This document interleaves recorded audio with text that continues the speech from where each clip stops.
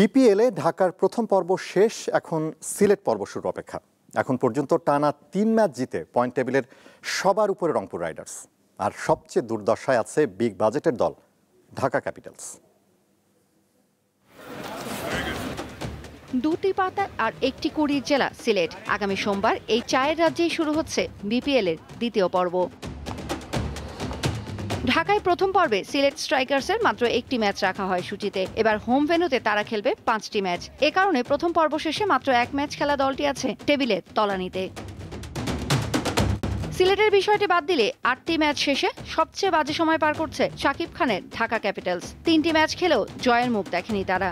অথচ বিগ বাজেটের দলটি নিয়ে আলোচনায় থেকে এবারের আসর শুরু করে ঢাকা। ব্যাটিংয়ে লিটন দাস, তানজিদ তামিম, জনসন চার্লসদের সাথে বোলিংয়ে মুস্তাফিজ, থিসারা পেরেরাদের নিয়ে প্রত্যাশা কম ছিল না, কিন্তু মাঠে তার প্রমাণ মোটেই দিতে পারছেন না ঢাকাইয়ারা।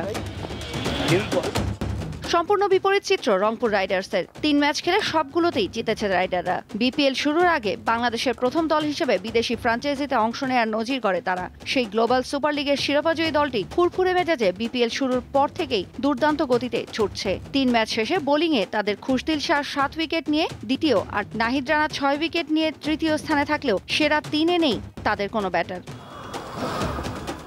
অনেকটা একই রকম পারফরমেন্স খুলনা টাইগার্সেরও। 2 ম্যাচ খেলে এখনো হারেনি তারা, কিন্তু ব্যক্তিগত পারফরমেন্সে সেরা 3-এ নেই তাদের কেউ। কেবল তরুণ মাহিদুল ইসলাম অঙ্কনই যা নজর কাড়েন মারকুটে ব্যাটিংয়ে।